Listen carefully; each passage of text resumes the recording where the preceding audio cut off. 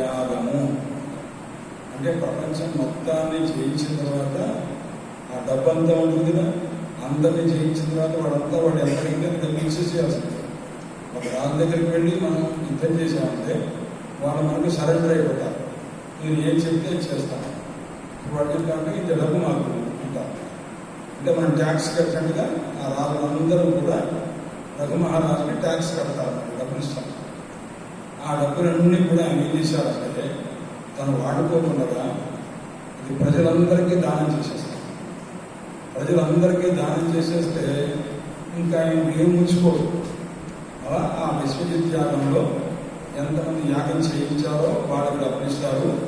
అలా కాకుండా ఎవరైనా పేదవాళ్ళు కానీ వాళ్ళు వస్తే కూడా వాళ్ళకు కూడా ఆ డబ్బు ఇచ్చేస్తారు. అలా ఇచ్చేసిన తర్వాత రఘు మహారాజు దగ్గర ఏమీ లేవు. ఆయన దగ్గర డబ్బు లేదు. అంత మొత్తం ప్రపంచం మొత్తానికి ఆయనే రాజుగారు. కానీ ఆయన ఏ డబ్బు కూడా దాచుకోలేదు. అంతా ప్రజలకు ఇచ్చేశారు, పేదవాడికి ఇచ్చేశారు. అలాగే పేద పండితులు ఉంటారు, పెద్ద పెద్ద పండితులు ఉంటారు కదా, వాళ్ళందరికీ కూడా ఇచ్చేశారు. అందరిని గౌరవంగా హాయిగా చూసి పంపించేశారు. ఇప్పుడు రఘు మహారాజు దగ్గర ఏముంది? భూమి ఉంది, కానీ అదే అమ్ముకునేది కాదు. అలాగే తను తినడానికి మాత్రం ఏదో కొద్దిగా తిండి గింజలు ఉంటాయి. ఆయన వండుకునే గిన్నెలు కూడాను ఇత్తడి గిన్నెలో, వెండి గిన్నెలో, బంగారు గిన్నెలో లేవు. అన్ని గిన్నెలు కూడాను ఎవరికి కావాలంటే అన్నీ ఇచ్చేసారు. అన్నీ ఇచ్చిన తర్వాత ఇప్పుడు ఆయన దగ్గర గిన్నెలు ఏంటంటే మట్టి కుండలు. ఆ మట్టి కుండలతో ఆయన వండుకోవడం, ఆయన భార్య వండి పెడుతుండేది, ఆయన తింటూ అలా వండుకుంటారు. అంటే అంత ప్రపంచం మొత్తాన్ని జయించిన మహారాజు ఒక విశ్వజిత్ అనే యాగం చేసి మొత్తం ద్రవ్యం డబ్బంతా కూడా అందరికీ దానం చేసి తాను ఏమీ లేని వాడు ఒక మట్టి కుండలు పెట్టుకొని వండుకుంటూ ఆయన భార్య వండి పెడితే అక్కడ ఇలా ఉంటూ ఉండగా ఒక మహర్షి గురించి చెప్పాను మనం. ఆయన పేరేం చెప్పాం? వరదంతు మహర్షి. ఆ వరదంతు మహర్షి తన ఆశ్రమంలో విద్యార్థులందరికీ కూడాను చాలామంది ఉండేవారు. 60 మంది ఉన్నారు మన చోట్ల, ఇంకా 100 మంది ఉన్నారు. వాళ్ళందరికీ కూడా ఆహార వ్యవహారం ఎలాగా అంటే ఆయనే ఆ చుట్టుపక్కల ఉన్నటువంటి ఆ గృహస్థులు ఉంటారంటే సంపన్నులు కొంతమంది ఉంటారు, డబ్బున్నవాడు, వాళ్ళందరూ సహాయం చేస్తుండేవాడు. లేకపోతే అడవుల్లో ఉన్నటువంటి చెట్లలో ఉన్నటువంటి కాయలు ఉంటాయి కదా, పండ్లు ఉంటాయి కదా, అవి ఇవి కూడా తింటూ కాలక్షేపం చేయండి అని చెప్పి వాళ్ళకి చదువు చెప్తారు. వాళ్ళు నాకు అది కావాలి, ఇది కావాలి అని అడిగేవాడు కాదు. చదువుకునేవాడికి నాకు ఇది రుచిగా ఉండాలి, ఇది బాగా ఉడకాలి, అలాంటి ఆలోచన ఉండకూడదు అంటుండేవాడు కూడా. అందుకోసం వాడికి ఇది అన్నం ఉడికిందా లేదా, కూర బాగుందా లేదా అని ఉండేది కాదు. ఎందుకంటే వాళ్ళకి ఏమేంటి, వాళ్ళ దృష్టి ఏమి తెలిసేపు చదువుకోవాలి, అన్ని చదువుకోవాలి గురుగారి దగ్గర అని ఉద్దేశం. అలా వాడు చదువుకుంటున్నాడు. ఆ చదువుకునేటువంటి శిష్యులు చాలామంది ఉంటే అందులో ఒక శిష్యుడు ఉన్నాడు. అతని పేరు కౌత్సుడు. ఏంటి పేరంటే కౌత్సుడు అనే శిష్యుడు. వాళ్ళ గురుగారి పేరు వరదంతు మహర్షి. ఆ కౌత్సుడు అనే ఆయన ఈ శిష్యులు అందరికంటే కూడా చాలా తెలివినవాడు. మనం ఏమంటే తెలివి బాగా జీనియస్ అంటుండగా బాగా తెలుసుకుంటే వాడు ఒకసారి చెప్పగానే టక్కన గ్రహించాడు. మంచి జీనియస్ అనుకుంటాం. అలాగా మంచి తెలివైనవాడు ఆయన. గురువు గారు చెప్పంగానే అన్నీ గ్రహించి పొద్దున్న అడిగితే మన సాయంకాలానికి ఎంత చెప్తే అంత అప్పచెప్పేసి అలా చెప్తుంటే అతనికి అందరికంటే విడిగా చెప్తుండేవాడు. ఎందుకంటే అందరూ కొద్దిగా ఆలస్యంగా గ్రహించేవారు. ఇతను చాలా ఫాస్ట్గా గ్రహిస్తున్నారు. ఇతన్ని కూడా ఆ బ్యాచ్లో పెట్టేస్తే ఏమవుతుంది, ఇతను అనవసరంగా లేట్ అయిపోతాడు. ఇతను తొందరగా చదివేస్తున్నాడుగా, వాడు చదవడానికి 10 సంవత్సరాలు పడుతుంది. ఈ పిల్లవాడు చదవడానికి 5 ఏళ్లలోనే అయిపోతుంది. అందుకోసం ఈ పిల్లవాడిని వేరుగా సపరేట్గా చేసి అతనికి బాగా చెప్తుండేవాడు. బాగా చదువుతుండేవాడు. ఎందుకంటే గురువు గారు నన్నే ప్రత్యేకించి నా కోసం ఒక టైం వెచ్చించి చెప్తున్నారని చెప్పి ఆ గురువు గారి దగ్గర బాగా చదువుకునేవాడు. గురువు గారికి బాగా సేవ చేస్తుండేవాడు. అంటే ఆయనకి ఏ సమయంలో ఏది అవసరమో అన్నీ కనిపెట్టి ఆ గురువు గారికి కావాల్సినటువంటి సేవలంతా చేస్తుంటే కొంత కొంతకాలం ఈసారి చదువు అతనికి పెళ్ళై చేసుకునేటువంటి వయస్సు వచ్చింది. ఆ వయసు వచ్చేసరికి గురువు గారు నేను చెప్పిన చదువంతా కూడా నేను గ్రహించాను, ఇంకేమన్నా ఉందాను అంటే ఆ గురువు గారు ఏం చెప్పారంటే, నా దగ్గర ఎంత చదువుందో నీకు అంతా నేను చెప్పేశాను, ఇంకా నువ్వు చెప్పడానికి తగినటువంటి చదువు నా దగ్గర లేదు, కాబట్టి నేను నా అంతటి వాడు అయ్యావు కాబట్టి, నా అంత చదువును చదువుతున్నావు కాబట్టి నువ్వు కూడా ఈ చదువు ఇంకా కొంతమందికి నువ్వు పాఠం చెప్పి ఆ రకంగా నాకు గురువులను తీర్చుకోవచ్చు అన్నాడు. అంటే గురువుగారి సంతోషం ఎప్పుడంటే, తన దగ్గర చదువుతున్న శిష్యుడు తన చదువు మళ్ళా కొంతమందికి చెప్తే అప్పుడు ఆ గురువుగారు సంతోషపడతారు. అలా గురువుగారు చెప్పారు. అంటే అప్పుడు అలాగేనండి, కానీ గురువుగారికి ఇంతకాలం నేను మీ దగ్గర చదువుతున్నాను, చాలా సంవత్సరాలు చదువుతున్నాను నేను, అంటే సుమారు ఒక 10-15 సంవత్సరాల పైనగా నేను చదువుతున్నాను. మీ దగ్గర తిన్నాను, నేను పెట్టాను తిన్నాను, మీ సేవ చేసుకున్నాను తప్ప నీకు నేను ఏనాడు ₹1 కూడా గురుదక్షిణ ఇవ్వలేదు, కాబట్టి గురుదక్షిణ ఇవ్వాలి, నేను ఏదైనా ఇస్తాను, మీరు అడగండి. వీడికి ఏమీ లేదు, ఎవరికి కౌశల్ అనేటటువంటి శిక్షణకు డబ్బులేమి లేవు, మరి ఇంటికి వచ్చి చదువుకున్నాడు, అమ్మగారు పెడితే తిన్నాడు, అలా కాలక్షేపం చేసినవాడు, అతను గురుదక్షిణ ఇస్తాడు, ఏమీ ఇవ్వలేదు. అందువల్ల కానీ ఎప్పుడైనా ఒక గురువు దగ్గర చదువుకునేటప్పుడు ఒక పద్ధతి ఉంది. మనువు అని ఒక మహానుభావుడు, అంటే మనువు నుంచి వచ్చిన వాడని మానవుడు. అందువల్ల మానవులందరికీ కూడా ఒక ధర్మం చెప్పారు. ఎవరు? మనువు అనేటువంటి మహానుభావుడు. ఏమని? ఎక్కడైతే మనం ధర్మంగా ఉండమో, లేదు డబ్బు కూడా ఇవ్వమో, ఏ గురువు దగ్గర ధర్మంగా ఉండి డబ్బు కానీ ఇవ్వకుండా ఆ గురువు దగ్గర మనం చదువుకుంటే ఆ చదువు వ్యర్థమైపోతుంది.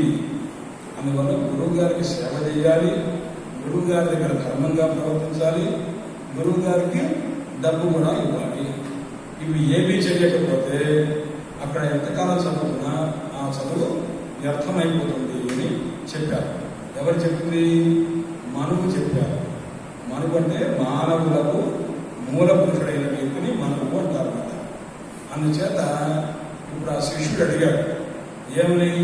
అయ్యా నేను మీకు ఏదైనా గురుదక్షిణ ఇస్తాను, కాబట్టి మీరు గురుదక్షిణ చెప్పండి, ఏమి ఇస్తారు అంటే గురువుగారు అన్నారు, రేపు ఇచ్చివాడా, నీవే లేకుండా వచ్చావు, నీకే నేను ఏదో భోజనం పెట్టి చదువు చెప్పాను, నువ్వు నాకేం ఇచ్చేది, నేను చెప్పాను కదా, నా దగ్గర చదువుకున్న చదువు నువ్వు కూడా 10 మందికి చెప్పి ఆ రకంగా నా రుణం తీర్చుకో, ఏదైనా ఏమి తెలుసుకుంటే ఇదే నాకు కోరిక, నేను నీకు డైరెక్ట్గా అయితే చెప్పాను, నువ్వు కూడా 10 మంది శిక్షణ పెట్టుకొని వాళ్ళకు కూడా చెప్పి ఆ రకంగా వాటిని నియంత్రణ వాళ్ళు తయారు చేయి, ఇదే పోకున్నా అంటే అలాగే చేస్తానండి, అది కాదు, మీకు ఏదైనా నేను మీకు గురుదక్షిణ ఇవ్వాలి.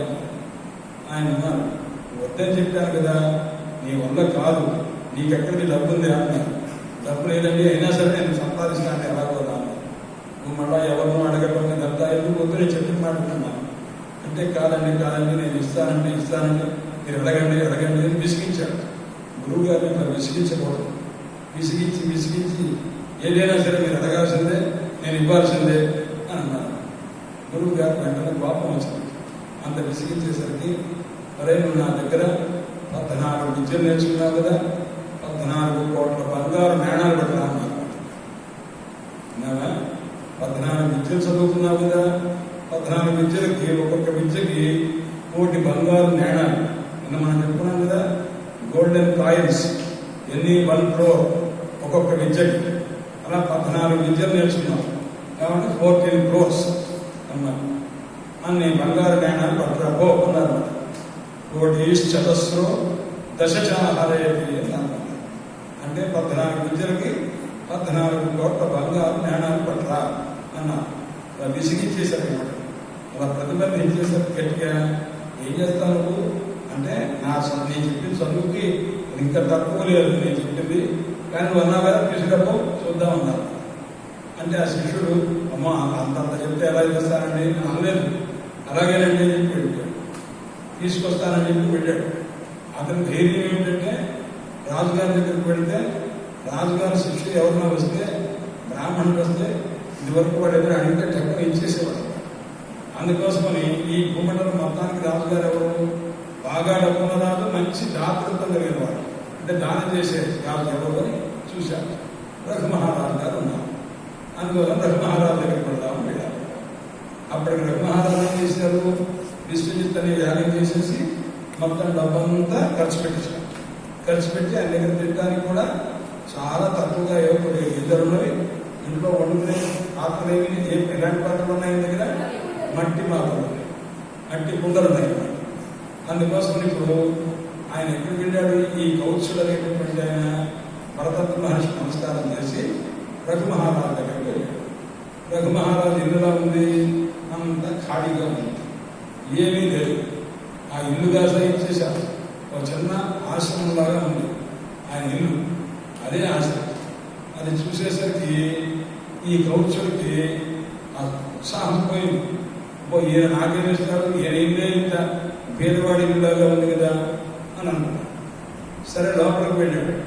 ఏమన్నా పెద్ద గిన్నెలో నీళ్ళు ఉంటే ఏమన్నా కొన్ని వస్తాయేమో చూస్తే ఈ ఋషిని చూడంగానే, కౌత్సుడిని చూడంగానే ఆయన ఏం చేశారంటే మట్టి కుండలో నీళ్లు తీసుకొచ్చి అయ్యా కాళ్ళు కడుక్కోండి అన్నారు.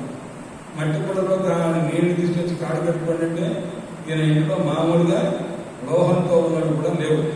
అంటే ఏ ఇత్తడి కానీ బంగారం కానీ వెండి కానీ ఏ విధంగా అది కూడా తెలిసిపోయింది. అన్ని మట్టి కుండలే ఉన్నాయి. అందుకోసం ఇలాంటి వాడు నాకు ఏం చేస్తాడు కనుక ఏమి చేయడం నిరుత్సాహపడ్డాడు.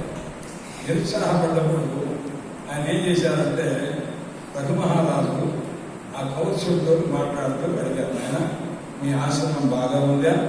మీ గురువు గారు వరదత్వ మహర్షి బాగా ఉన్నారా? అందరూ బాగా చదువుకుంటున్నారా? మీకు ఏది పెద్ద పుడు ఇలాంటివి వచ్చి ఆశ్రమంలో ఏమి భయం కలిగించట్లేదు కదా అని ఇలాంటివన్నీ మాట్లాడమని అడిగారు. అంతా బాగా ఉందండి, కానీ అంటే మీరు ఎందుకు వచ్చారో చెప్తారా అంటే అప్పుడు చెప్పాడు, నేను మా గురువు గారి దగ్గర నేను 14 విద్యలు నేర్చుకున్నాను. 14 విద్యలు నేర్చుకున్నందుకు నేను మా గురువు గారిని గురుదక్షిణ ఇస్తానన్నాను. గురుదక్షిణ అంటే ఏం బుద్ధిలేని ఆయన అన్నారు. అయినా కానీ ఆయన విసిగించాను. విసిగిస్తే ఆయన కోపం వచ్చి ప్రతిబంధ వృష పట్టుబట్టి మీకు ఏం కావాలి చెప్పండి చెప్పండి అని అడిగి అనేసరికి ఆయన కొద్దిగా కోపం వచ్చింది. గురువు గారు కోపం వచ్చి 14 కోట్ల బంగారు నాణాలు ఇమ్మన్నారండి. అందుకోసమని మీ దగ్గరికి వచ్చాను, మీరు మహారాజు కదా, మీరు భూమండలం మొత్తానికి ఈ వరల్డ్ మొత్తానికి మీరే రాజు. అందుకోసమని వరల్డ్లో ఉండే డబ్బంతా మీ దగ్గర ఉంటుంది కదా, అందుకోసం మీ దగ్గరికి వచ్చాను అంటే, కానీ మిమ్మల్ని చూస్తే డబ్బు లేదు కదా, మీ దగ్గర ఉన్న గిన్నెలేంటి? మట్టి గిన్నెలే కదా, కాబట్టి మీ దగ్గర ఏమీ లేదు. నేను ఏది అడుగుతానో అది ఇచ్చే పరిస్థితి మీ దగ్గర లేదు. కాబట్టి నేను ఇక్కడి నుంచి బయలుదేరి వేరొక రాజు దగ్గరకు వెళ్ళి అడుగుతానండి అని అన్నారు. అనగానే రఘు మహారాజు అన్నారు, నువ్వు అలా పొరపాటు కూడా వెళ్ళవద్దు. ఎందుకంటే రఘు మహారాజు దగ్గరికి వచ్చి నాకు పని కాలేదని ఇంకో రాజు దగ్గరికి వెళ్ళడం అనేది నా జన్మలో జరగదు. నా మాట మీకు అర్థమైందా? రఘు మహారాజు దగ్గరికి వచ్చి నాకు పని కాలేదు అని ఇంకో రాజు దగ్గరికి ఇప్పటిదాకా ఎవరు వెళ్ళలేదు. అంటే నేను నీ పని చేస్తానన్నా చేయనా? చేస్తాను. అందువల్ల నా దగ్గరికి వచ్చిన వాడికి లేదనే మాట లేదు. ఖచ్చితంగా నీకు ఏది కావాలో నేను చెప్తాను. అంటే నేను చెప్పాను కదా, నాకు కావలసినంత 14 కోట్ల బంగారు నాణ్యాలు కావాలి అన్నారు. నువ్వు ఒక పని చేయి, ఒక రోజు నువ్వు ఆగు, 2వ రోజు కూడా నీకు మొత్తం ముంచేస్తాను, డబ్బులు ఏర్పాటు చేస్తాను అనేసరికి ఎలా ఇస్తారా అని అనుకుని ఆయనకు చిన్న గది చూపించి ఆ గదిలో ఉండి మీరు అనుష్ఠానం చేసుకోండి, మీరు సత్యనామము లేదా జపము ఏదో చేసుకుంటారుగా అది చేసుకుంటున్నాను, నేను మీకు డబ్బు వచ్చే ప్రయత్నం నేను చేస్తాను అనేసరికి ఎలా చేస్తారని సరే ఆయన అన్నారు కదా, ఆయన మాట విందామని ఆ ఆశ్రమం చిన్న ఆశ్రమం ఉంటే దాంట్లో కూర్చొని ఈ కౌత్సు మహర్షి అక్కడ తపస్సు చేసుకుంటున్నాడు. ఇలా ఉంటూ ఉంటే ఈ రఘు మహారాజు ఏం చేయాలి, ఇతనికి ఇస్తానన్నారు కదా డబ్బు, అందుకోసమే ఇప్పుడు ఎవరి దగ్గరికి వెళ్ళాలి? ఇప్పుడు ప్రపంచం మొత్తాన్ని జయించేశారు. ఇంతకు ముందు జయించి ఆ డబ్బంతా తీసుకొచ్చి ఏం చేశారు? యాగం చేశారు. ఏమిటా యాగం? విశ్వజిత్ అనే యాగం చేశారుగా. ఆ యాగం చేసిన తర్వాత అందరికీ డబ్బులు ఇచ్చేశారుగా. ఇప్పుడు విశ్వజిత్ మళ్ళీ ప్రపంచం అంతా జయించడానికి వెళ్ళకూడదు. ఒకసారి జయించిన తర్వాత మళ్ళా చేయించడానికి వెళ్ళి ఎంత డబ్బులు ఇవ్వండి అని అడగకూడదు. అది రాజు చెయ్యడు ఆ పని. అందుకోసం ఇప్పుడు ప్రపంచంలో ఎక్కడికి వెళ్ళడానికి వీలు, ఇంకా ఎక్కడికి వెళ్ళాలి అనుకొని అప్పుడు ఆయన స్వర్గానికి వెళ్ళాలి. ఆ స్వర్గం మీద ఇంద్రుడి మీద పెడదామా, కుబేరుడి మీద పెడదామా, ఎవరి దగ్గర డబ్బు ఉందో అక్కడ వెళదామని ఆ యుద్ధం చేద్దాం. అది వెళ్ళాలంటే ఆ రథం పైకి వెళ్ళాలి. రఘు మహారాజు దగ్గర ఒక రథం ఉంది. ఆ రథం ఏం చేస్తుంది, నీళ్ళలో వెళ్ళాలంటే నీళ్ళలో పెడుతుంది, నేల మీద వెళ్ళాలంటే నేల మీద పెడుతుంది, లేదు ఆకాశం మీద వెళ్ళాలంటే ఆకాశం మీద. అలాంటి ఒక రథం ఉన్నది రఘు మహారాజు దగ్గర. రఘు మహారాజు ఏం చేశాడు, ఆ రథాన్ని సిద్ధం చేసి ఆయన నేను చేస్తాను చెప్పని అని చెప్పి ఆ రఘు మహారాజు రాత్రి సాయంకాలం ఆయనతో చెప్పి ఆశ్రమంలో పెట్టి ఆ రథం మీద పడుకున్నారు. ఎవరు? రఘు మహారాజు. అక్కడే బాణాలు, ధనస్సు అన్ని అక్కడే పెట్టుకొని ఆ రోజు అక్కడ దాని మీద పడుకొని పొద్దున్నే లేచి యుద్ధానికి వెళదాం అంటున్నారు. ఎందుకంటే పొద్దున్న ఏ సమయంలో వెళ్ళాలో ఒక ముహూర్తం ఉంటుంది. అంటే పొద్దున్న సమయంలో విజయ ముహూర్తం అని ఒక ముహూర్తం ఉంటుంది. అంటే పొద్దున్న పూట పెడితే మంచిది, మధ్యాహ్నం పెడితే మంచిదని జ్యోతిషంలో చెప్తారు కదా. అలాగా ఒక విజయ ముహూర్తం, ఒక ముహూర్తం ఉంటుంది. ఆ ముహూర్తంలో పెడితే మనం అనుకున్నది ఖచ్చితంగా అవుతుంది అని ఉందన్నమాట. అందుకోసమని ఆ పొద్దున పూట వెళదాం అనుకొని రాత్రి పూటనే ఏ విషయాలైనా ఆ రథంలో పడుకోనున్నాం. పొద్దున్నే వెళుతూ వెళుతూ కరెక్ట్గా పొద్దున్నే లేచి వెళ్ళాల్సిన చేసిన చేత అలా పడుకున్నాం. పడుకునేసరికి ఇంత లోపల పొద్దున్న అయ్యేసరికి ఏమైంది, పైనుంచి ఈయన పడుకున్నప్పుడు పైనుంచి బంగారు కాయిన్స్ అన్ని కూడా వర్షం పడదు. బంగారు కాయిన్స్ అంతా వర్షం పడదు. వర్షం పడి రఘు మహారాజు తాలూకు ఒక ధనాగారం ఉంది. ధనాగారం అంటే డబ్బు పెట్టుకునేటటువంటి గది, పెద్ద గది ఉంటాయి అన్నమాట.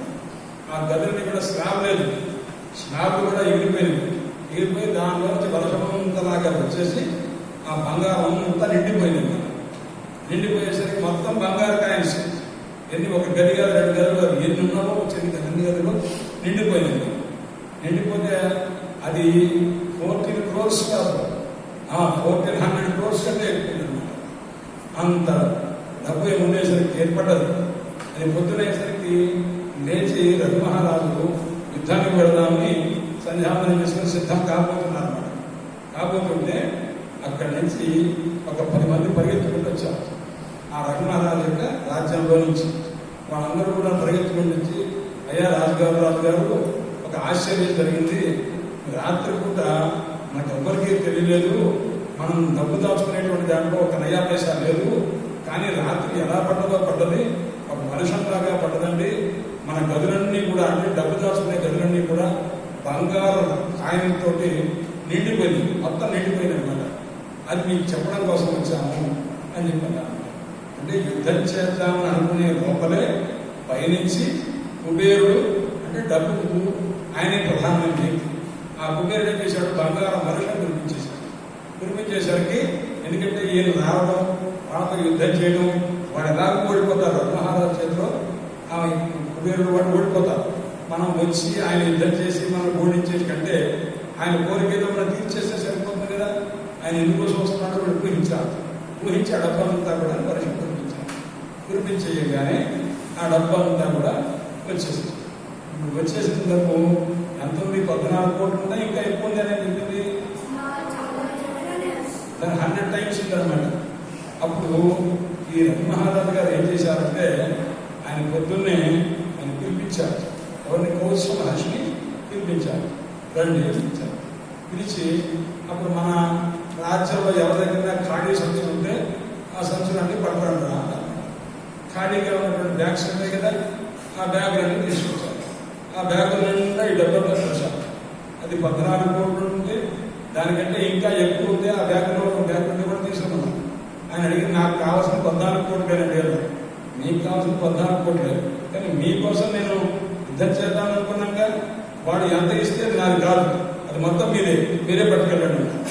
ఆయన ఏమన్నారు, మా గురువు గారికి నేను ఇస్తానన్నది, ఆయన అడిగింది 14 కోట్లు, కానీ మీరు 1400 కోట్లు ఇస్తే నేనేం చేసుకుంటా, నాకు డబ్బుతో నయా పైసా అవసరం లేదు, మా గురువు గారికి ఇవ్వడం కోసమే నాకు డబ్బు అని అన్నారు. నాకు అవసరం లేదు, నువ్వు అడిగావు కాబట్టి నీకోసం యుద్ధం చేద్దామని నేను బయట కూర్చున్నాను. వర్షం పడ్డది. అది ఎంత పడ్డదో నానేం కాదు, నీది నువ్వు తీసుకెళ్లాల్సిందే. వాళ్ళిద్దరూ ఒక రోజంతా పోట్లాడుకుంటున్నారు అన్నమాట. నాకు రూపాయి ఎక్కువ ఎక్కర్లేదని ఆయన అంటాడు కౌశ మహర్షి, నాకు రూపాయి అవసరం లేదు, ఇది నీది నీకోసం చేసింది కాబట్టి నీ కోసం వచ్చిందని నేను తీసుకుంటే నేను దొంగతనం చేసుకుంటాను, అందుకోసమని నాకు అక్కర్లేదు అని రఘుమహారాజు అంటే నాకు అంతకంటే ఎక్కువ తీసుకున్నాను అనుకోండి, నాకు స్వార్థం, నాకు డబ్బు మీద వ్యామోహం పెరుగుతుంది, అది నాకు కష్టం, నాకు అవసరం లేదు అని చెప్పి అనేసరికి అప్పుడు అక్కడ రాజ్యంలో ఉన్న పెద్దవాళ్ళందరూ కలిసి, అయ్యా మీరు ఈ వివాదం ఆపేసి దయచేసి ముందు ఆయనకు ఇవ్వాల్సిన 14 కోట్లు ఇచ్చి ఆయనకి పంపించండి, మిగతా డబ్బు ఏం చెయ్యాలి, ఏ రకంగా దానం చెయ్యాలి అదంతా నేను చెప్తామని వశిష్ఠాది మహర్షి అంతా కూడా చెప్పారు. ఆ చెప్పిన తర్వాత ఆయనకి ఒంటెల మీద పెద్ద పెద్ద సంచుల నిండా ఆ బంగారం వేసి ఆ తర్వాత ఆయన్ని మొత్తం మీద కౌశ మహర్షిని ఆడ గురువు గారి దగ్గర పంపించారు. ఆ గురువు గారి దగ్గరికి వెళ్ళి ఆ మహానుభావుడు ఆ 14 కోట్లు తీసుకొచ్చేసరికి ఆయన నాకెందుకురా ఇంత డబ్బు ఎందుకు తీసుకొచ్చారు, నాకు డబ్బుతో అవసరం లేదు, డబ్బు అనేది ఎక్కువగా వస్తే చదువు రాదు, చదువు వస్తే డబ్బు మీద వ్యామోహం ఉండదు, కాబట్టి నాకు చదువు తప్ప డబ్బు మీద వ్యామోహం లేదు, కాబట్టి ఈ డబ్బంతా ఏం చేస్తామంటే బీద వాళ్ళు ఎవరన్నా ఉంటే వాళ్ళకి ఇచ్చేసేది అని చెప్పారు. అంటే గురుగారు అది కూడా మీరే చెయ్యండి, నేను ఆ పని చేయలేను, నేను మీరు చెప్పిన చదువు మాత్రమే నేను ఎవరికైనా దానం చేస్తాను తప్ప ఈ దానాలు నేను చేయలేను అని చెప్పి గురువు గారి దగ్గరే అడగ పెట్టించారు. అప్పుడు వరదత్త మహర్షి ఏం చేశారంటే ఎవరైతే డబ్బు లేని వాళ్ళు ఉన్నారో వాళ్ళందరికీ దానం ఇచ్చారు. ఆ తర్వాత రఘుమహారాజు దగ్గర బాగా డబ్బు మిగిలిపోయిందిగా, 14 కోట్ల కంటే ఇంకా ఎక్కువ డబ్బు ఉంది కదా, ఆ డబ్బంతా ఏం చేయాలి, అదేదో ఒక బ్రాహ్మణి కోసం నేను ప్రయత్నం చేస్తే ఇది డబ్బు వచ్చింది కాబట్టి ఈ డబ్బంతా నాది కాదు, నేనేం చెయ్యాలి అన్నారు. అంటే వశిష్ఠ మహర్షి ఒక మాట చెప్తారు, ఏమనంటే వశిష్ఠ మహర్షి తండ్రి బ్రహ్మదేవుడు, వశిష్ఠ మహర్షికి తండ్రి ఎవరు, బ్రహ్మదేవుడు. బ్రహ్మదేవుడి దగ్గరికి ఒకసారి 3 వచ్చారు. అంటే బ్రహ్మదేవుని చేత సృష్టింపబడ్డవాడు తెలివైన వాడు 3 ఉన్నారు. ఒకళ్ళు మానవులు, తర్వాత దేవతలు, తర్వాత రాక్షసులు. ఈ 3 వచ్చారు. 3కి కూడా తండ్రి ఎవరు, బ్రహ్మదేవుడు. బ్రహ్మదేవుడే సృష్టించాడు. వీళ్ళు 3 వెళ్ళిన తర్వాత తండ్రి గారి దగ్గరికి వెళ్ళి, నాన్నగారు మాకు ఏదైనా ఒక మంచి విషయం చెప్పండి, మేము బాగుపడే విషయం ఏదైనా ఉంటే చెప్పండి అన్నారు. అంటే అప్పుడు ఏం చెప్పారంటే అందరికీ సమానంగానే చూడాలి, దేవతలను ఒక రకంగా, మానవులను ఒక రకంగా, రాక్షసులను ఒక రకంగా చూడకూడదు. అందుకోసం తండ్రికి ఎప్పుడు కూడా కొడుకులు అందరి పట్ల సమానమైన ప్రేమ ఉంటుంది, విషమంగా ఉండదు. చదువుకున్నవాడైనా చదువుకున్నవాడైనా అందరూ బాగుపడాలి. చదువుకున్నవాడు బాగా అభివృద్ధిలో ఉండాలి, చదువుకునే వాడు బాగా చదువుతున్నట్టు చెయ్యాలి, అది తండ్రి కర్తవ్యం. అందుకోసమని వీళ్ళు ఒక్కొక్కరు ఒక్కో రకంగా ఉన్నారు. దేవతలు ఒక రకంగా ఉన్నారు, మానవులు ఒక రకంగా ఉన్నారు, రాక్షసులు ఒక రకంగా ఉన్నారు.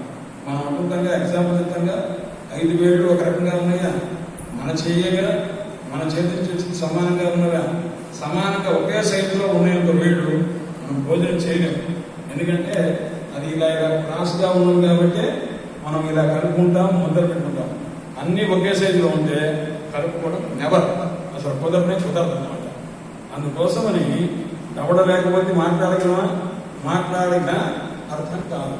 అలాగే చేతులు వేళ్ళన్నీ కూడా సమానంగా ఉంటే కలుపుకోకుండా సాధ్యం కాదు, తినడం అసలు వల్ల కాదు. అలాగే అందరూ ఒకే రకంగా ఉండరు తండ్రి దగ్గర.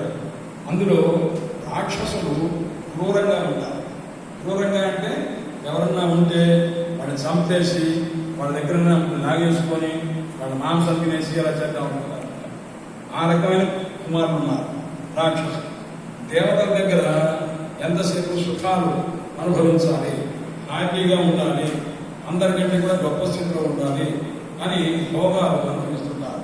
అంటే లగ్జరీస్ అన్నమాట, అది ఎక్కువగా ఉంటుంది దేవతల దృష్టిలో. మానవులకు ఎంతసేపు అన్ని మనమే దాచేసుకోవాలి, మనకి ఎవరికి ఇవ్వకూడదు మనం దాచుకోవాలి అని ఎంతసేపు దాచుకునే ఒక పిచ్చి గుణం ఉంటుంది. ఇది మానవులకి. అందుకోసం ఈ ముగ్గురికి ఉన్న దోషాలు గ్రహించి బ్రహ్మదేవుడు ఒక మాట చెప్పారు. ఏమనంటే ముగ్గురికి కలిపి చెప్పింది ఒకే ఒక మాట. అది మాట కూడా కాదు, ఒక అక్షరం. అది ఏమిటో తెలిసిన ద అని. ద అంటే అర్థం ఏమిటి అంటే మానవులకి ఈ ద అనే అక్షరం తీసుకొని జపం చెయ్యి అన్నారు. జపం చేస్తే వాళ్ళకి ద అనగానే ఒక అర్థం గుర్తొచ్చింది. ఏమిటి అంటే దత్త దత్త దత్త అని. దత్త అంటే అర్థం చూసిన ఇవ్వండి ఇవ్వండి ఇవ్వండి, ఎంతసేపు మీరు దాచుకోవద్దు, మీరు తినండి, మీరు తిన్న తర్వాత కొంత ఇవ్వండి, దానం చెయ్యాలి. ఇది మానవుల యొక్క ధర్మము. దానం చేయకపోతే మనం ముష్టివాళ్ళమైపోతాం మళ్ళీ జన్మలో అని చెప్తారన్నమాట. అందుకోసమని మానవులకు లేని ఒక మంచి గుణము దానం చేసే గుణం. అందువల్ల అది నేర్చుకోవాలని బ్రహ్మదేవుడు మనకు చెప్పారు. అదేమని దత్త ఇవ్వండి ఇవ్వండి అని చెప్పారు. రెండవది దేవతలు ఉంటారు. వాళ్ళకేమిటి ఎంతసేపు వాళ్ళ గురించి చెప్పిన లక్షణం ఏం చెప్పారు ఇందాక, భోగాలను భరిస్తుంటారు, సుఖాలను భరిస్తుంటారు. ఆ సుఖాలను భరిస్తుంటే దానివల్ల వాళ్ళకి అహంకారం పెరిగిపోయి పాడైపోతారు. అందువల్ల దామ్యత. మీ ఇళ్లలో ఏసీ ఉన్న వాళ్ళు ఎవరు చేతి పెట్టండి.